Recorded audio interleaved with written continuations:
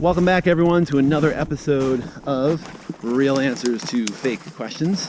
Again, the longest running series on YouTube on Real Answers to Fake Questions. So thank you for being a part of it and keeping the streak alive. Today, there's two really cool questions. One is on navigation in the woods, and the other was on lessons learned while ultralight backpacking. So the first question is from Izzy Durte, and it is, what do you use for navigation in the woods? And never really thought about this question before because I don't really use anything. There is nothing in my pack like a tool like a compass or anything like that. Although wait to the end of this answer, there will be this year. But usually before I go out into an area, I'm one of those, I love to pore over maps, just love it.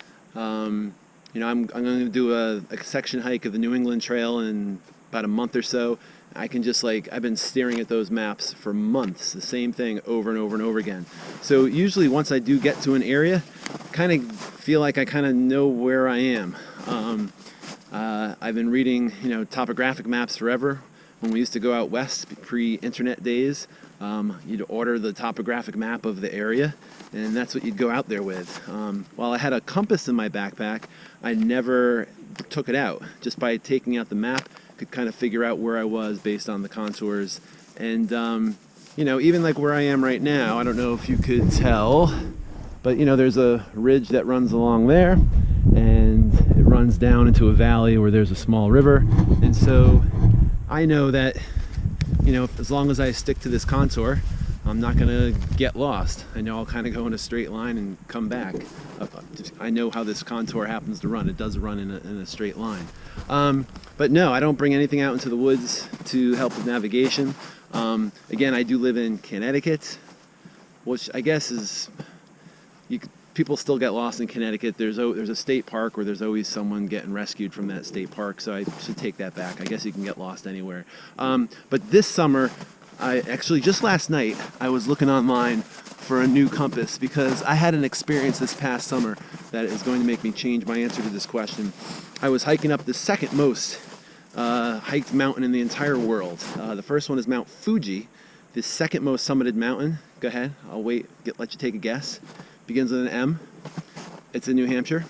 It's Mount Monadnock, which surprised me too. And the day that I happened to go there, there was not crowded. There was hardly anybody there. It was a summer day, but it was freezing. It was pouring out. And we went up anyway. And Mount Monadnock is not a technical climb. It is a bald. And so at some point you get up and, it's a very defined trail until you get above the bald. And then in the fog, it's a little bit harder. And so when we got to the top, the fog had just really moved in. You could not see. You couldn't see anywhere. And for the first time in my life, I had a panic attack because I had no idea where I was. I was on top of the mountain, and you're just kind of up there spinning, and it was just so cool with the fog. And then it was like closing your eyes and spinning in a circle in a dark room and opening them up and not knowing which way you came in. And it was the same thing that happened. I couldn't tell you what was north, south, east, west. And for like 5 minutes, I was just like, oh my gosh, I just can't keep walking. I'm going to fall off something. So calmed down, did a couple of loops a little bit bigger and bigger till I kind of, found out where I was, and then hit the trail again. But because of that experience, I'm definitely going to take a small compass and throw it in my bag.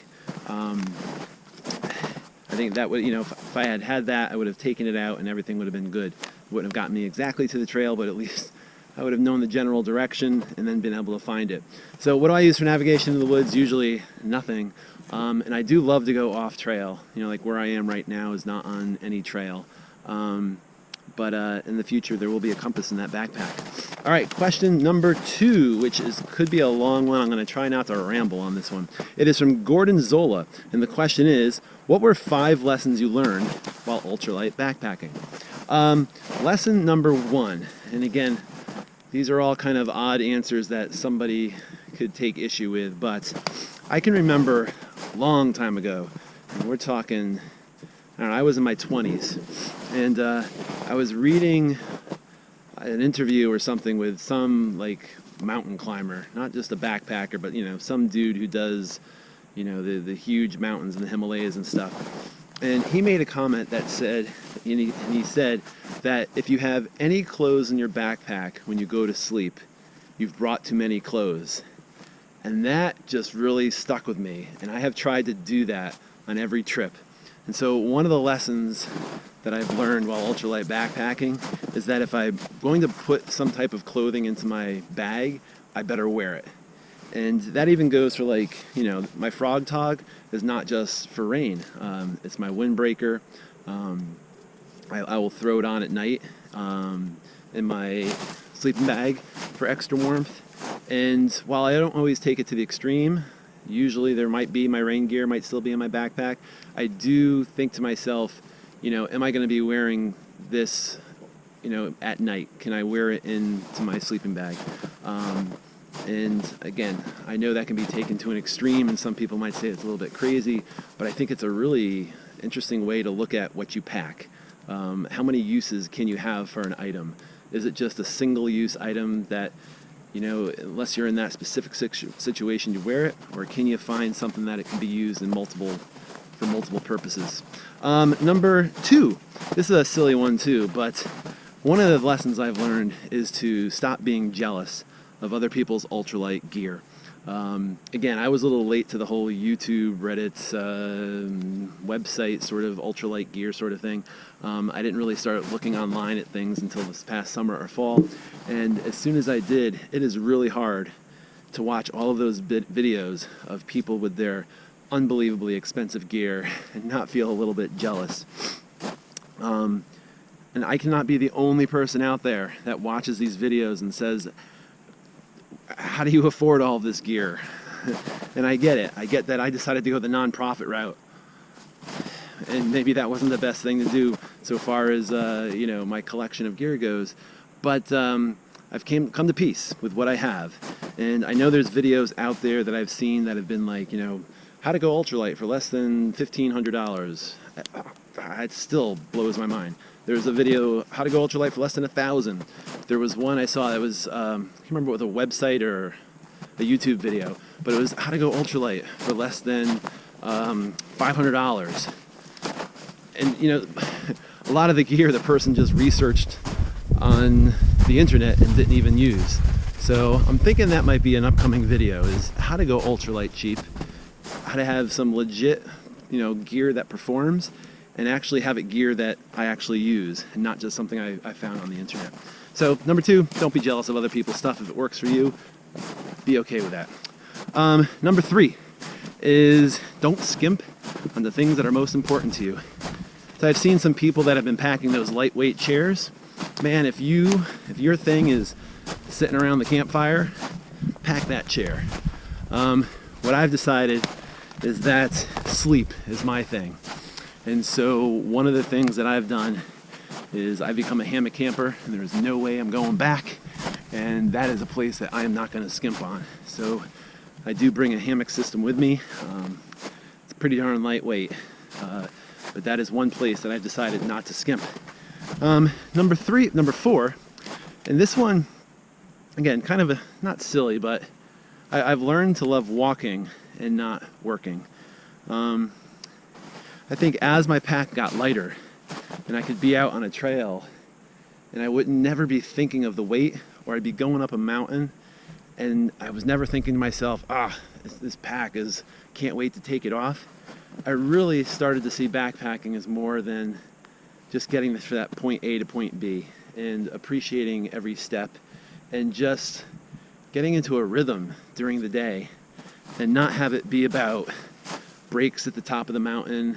I don't know, I've been watching some of the class of 2018 Appalachian Trail thru hikers, and I've noticed that, I guess it was really rainy when a bunch of them started, and you know, a lot of them said, well, I'm not going to get a view for you today, or geez, I haven't seen any views today, you know, I can't take a break at a view today. And I don't know, I don't ever think that. When I went ultralight, I never think about that anymore. I never think about the views. I never think about getting to camp. I think a lot more about just relaxing and enjoying every step during the hike. I don't know where I'm going with that. I don't want to go too philosophical. and I can feel my mind wandering. So let me just skip to the last one. I'm gonna make it through these vines here. Actually, I think I'm gonna start heading back. All right. There are all, I don't know if you can see it. We have some massive grapevines in this area. There are grapevines that are the size of your neck that are just huge, along with poison ivy vines. These are grapevines. But not to get all natural on you, but in certain areas of this forest, I don't know if you can see it, they actually grow up and spread out, and they will kill entire sections of the forest. So actually in my yard, about every 5 years I go through with a hatchet and I cut them. Otherwise, they kill so many trees. All right, number 5. This one is the most important for me, and it's not necessarily something you'd think of as a gear choice, but once I had my pack dialed in, the last thing I ever thought about was my food. And that was like, I don't know why I never thought about it before, but I thought about how could I save weight on my food. And once I started thinking about how I can save weight and doing research, I also started looking at the nutritional value of my food. And out of everything that I've learned, dealing with my food, I think has brought me the most happiness and best results while backpacking. I was a junk food backpacker. Backpacking was an excuse to go out and get like the 5-pound tub of Twizzlers and the 10-pound bag of gummy bears. And I think during the hike and at the end of the day when I was sore and when I was tired, I just always thought that was part of backpacking. And I'm realizing now that it probably wasn't part of my hike. It was probably because I was eating a whole lot of crap on the trail. And so now I'm really kind of brutal about bringing good food that is also lightweight, that keeps me going. I use a website that I put all my food in, just like someone would use Geargrams or Lighter Pack to track their weights of their stuff. I use a website that tracks the nutritional value of my food. And so not only do I have a site that tells me my base weight is 4.97 pounds, but it also tells me that, you know, I'm going to have 3,500 calories today. I'm going to have 200 carbohydrates in this snack.